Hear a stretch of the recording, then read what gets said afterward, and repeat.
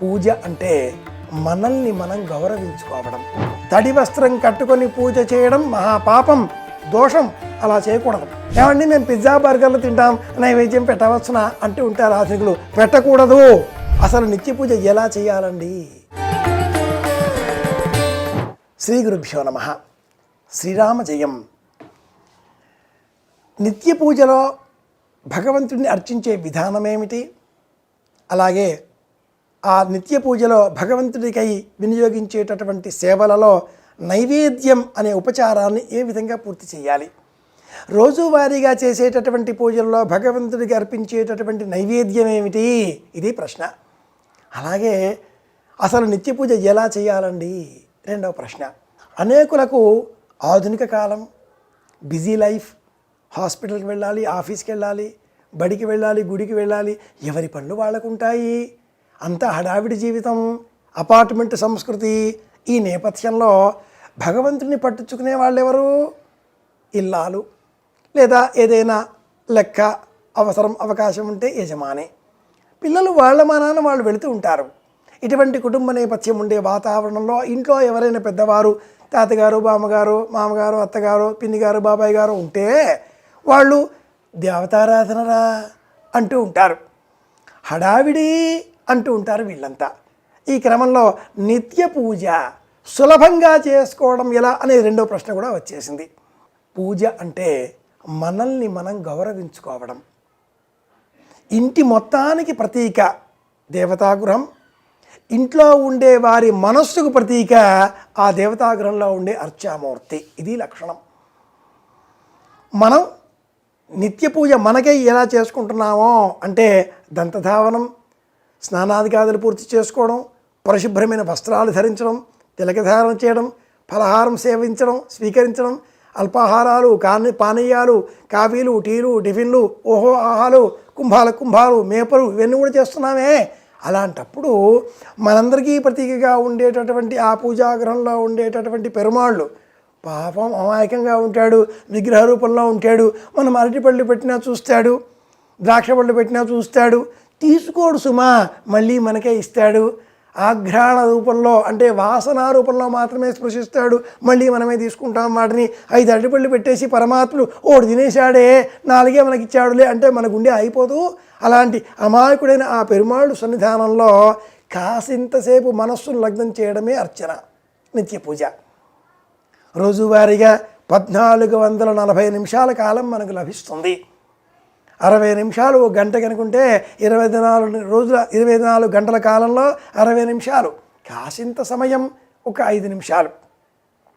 ఎలా చేయాలి? స్నానం చేసి ఉతికిన పరిశుభ్రమైన పొడి వస్త్రాలు కట్టుకోవాలి. తడి వస్త్రం కట్టుకొని పూజ చేయడం మహాపాపం, దోషం. అలా చేయకూడదు. పొడి వస్త్రం కట్టుకోవాలి, మొదటి నియమం. 2, పూజాగ్రహం దగ్గరికి వచ్చి నిన్న వినియోగించిన పుష్పాలు ఏవైనా ఉంటే తొలగించాలి. 3, దీపాలు వెలిగించాలి. 4, ప్రధానమైన అర్చామూర్తులు 1, 2, గృహే లింగద్వయం నార్చ్యం. ఒకే శివలింగం ఇంట్లో ఉండాలి.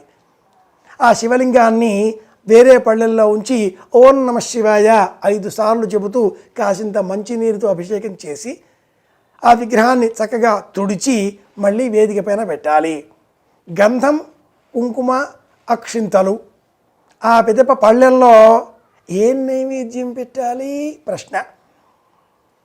కిస్మిసు, ద్రాక్ష పళ్ళు, డ్రై ఫ్రూట్స్, తేనె, అరటిపళ్ళు, ఏ కాలంలో లభించేటటువంటి ఆ కాలంలో లభించే ఆ పళ్ళు, వాటిని ప్రతిరోజు వండినటువంటి వంటకం, అన్నము, సాంబారు, పెరుగు పచ్చడి, దద్దోజనం ఏం చేస్తే అది, ఏ రోజు వండిన పదార్థాన్ని ఆ వంటకాన్ని మాత్రమే నైవేద్యంగా పెట్టాలి. భగవద్గీత 17వ అధ్యాయం, అందులో 16వ శ్లోకం నుంచి 21వ శ్లోకం వరకు ఎటువంటి పదార్థాలు మనం వినియోగించాలో చెప్పబడి ఉండగా వాటినే నైవేద్యంగా సమర్పించాలి అంటుంది మీ గురుబోధ. వండిన వంటకాలను 3 గంటల లోపల నైవేద్యం మనం స్వీకరించడం జరగాలి, లేకపోతే అవి పనికిరావు. అలాగే అతి కారమైనవి, అతి తీవ్రమైనవి, అతి తీయనివి, అతి పులుపువి పనికిరావు. ఏమండి మేము పిజ్జా బర్గర్లు తింటాం, నైవేద్యం పెట్టవచ్చునా అంటూ ఉంటారు ఆధునికులు. పెట్టకూడదు.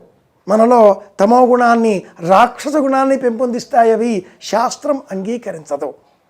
సత్వగుణోపేతమైన వాటిని మాత్రమే నైవేద్యాలుగా ఉపచారాలలో నిత్య పూజలో సమర్పించవలసి ఉంటుంది.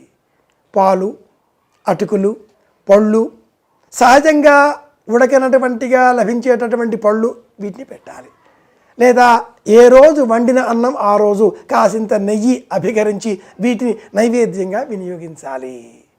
పరమాత్ముడు ఏకో విష్ణు మహర్భూతం పృథగ్భూత అన్యనేకశ ఆఘ్రాణ రూపంలో స్వీకరిస్తాడు. ఆనందాన్ని మనకు అందిస్తాడు. నిత్య పూజ ఇంత సులభం అండి. నమశివాయ అనే పంచాక్షరాన్ని జపం చేస్తూ దీపారాధన చేయడం, పూర్వ నిర్మాల్యం పువ్వులను తొలగించడం, అభిషేక సేవ చేయడం, వండిన ఆ అన్నం, ఈరోజు వండిన పదార్థం స్వామి ముందర పెట్టడం, నమస్కరించడం, నైవేద్యం అనడం, బాక్సులు కట్టుకోవడం, ఆఫీసులకు పరిగెత్తడం. భగవంతుడు మన వెంట ఉంటాడు, కాపాడుతాడు. ఈ నియమమే ఆ నైవేద్యాన్ని ప్రసాదంగా మనల్ని స్వీకరించేలాగా చేస్తుంది, కాపాడుతుంది. ఇది భారతీయం, ఇదే భారతీయం, ఇది గురుబోధ, ఇదే గురుబోధ. అందరి క్షేమాన్ని కోరుదాం. మళ్ళీ కలుసుకుందాం. శుభమస్తు.